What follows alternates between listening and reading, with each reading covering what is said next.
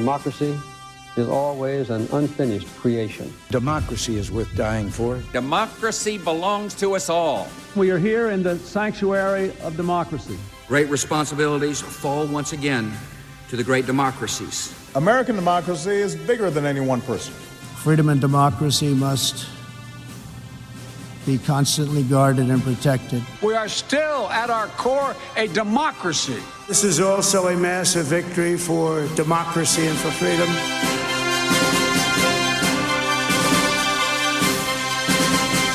That's a new promo spot from C-SPAN. Presidents Talking Democracy, from Jimmy Carter through Donald Trump. And it ends with our new tagline, Democracy Unfiltered. C-SPAN's new slogan reflects what's new in America in 2025. A new presidency, a new Congress, a new moment in politics. Wondering where those quick clips come from? What was their context? And what else did the president say about democracy?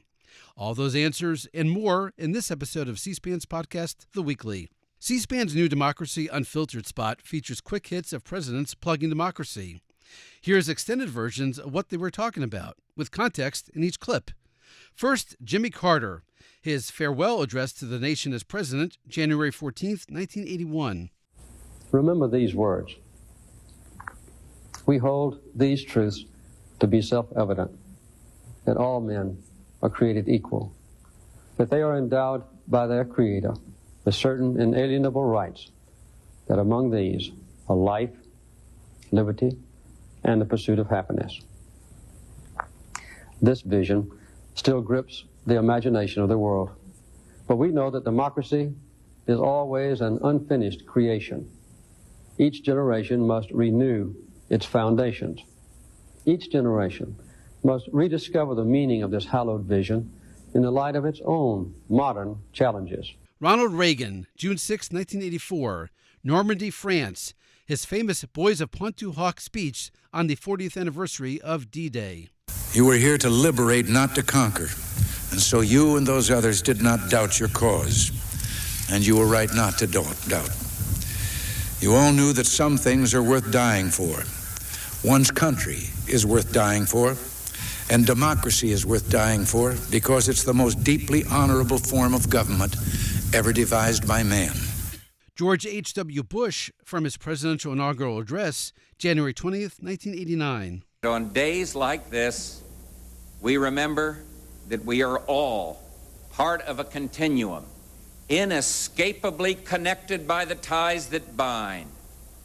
Our children are watching in schools throughout our great land, and to them I say, thank you for watching democracy's big day. For democracy belongs to us all, and freedom is like a beautiful kite that can go higher and higher with the breeze. Bill Clinton, opening his January 24th, 1995 State of the Union address with a new Congress and a new Speaker, a Republican, Newt Gingrich. Mr. President, Mr. Speaker, members of the 104th Congress, my fellow Americans. Again, we are here in the sanctuary of democracy. And once again, our democracy has spoken. So let me begin by congratulating all of you here in the 104th Congress and congratulating you, Mr. Speaker. George W. Bush, November 19th, 2003, speaking about America's relations with the United Kingdom. He was at Whitehall Palace in London. It was the height of the global war on terror and military operations in Iraq. These terrorists target the innocent, and they kill by the thousands. And they would, if they gain the weapons they seek, kill by the millions and not be finished. The greatest threat of our age is nuclear, chemical, or biological weapons in the hands of terrorists and the dictators who aid them. The evil is in plain sight. The danger only increases with denial. Great responsibilities fall once again to the great democracies. We will face these threats with open eyes, and we will defeat them.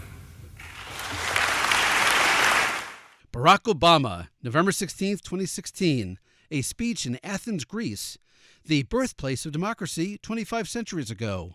It was President Obama's final trip overseas before leaving office and being replaced by Donald Trump. We compete hard in campaigns in America and here in Greece. But after the election, democracy depends on a peaceful transition of power, especially when you don't get the results you want. And as you may have noticed, the next American president and I could not be more different.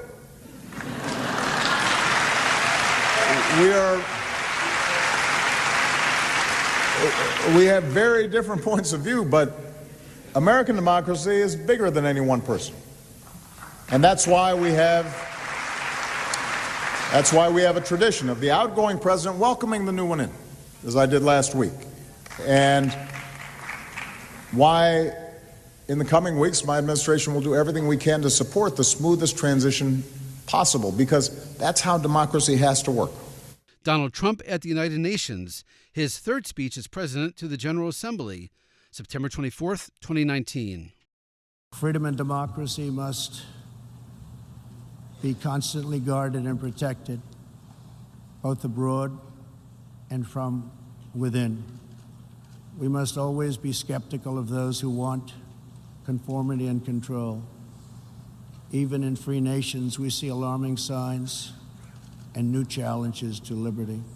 Joe Biden, September 1st, 2022, Independence National Historical Park, Philadelphia, Pennsylvania. The speech is titled The Continued Battle for the Soul of the Nation. It has multiple references to Donald Trump and the MAGA Republicans. And this is a nation that rejects violence as a political tool. We do not encourage violence.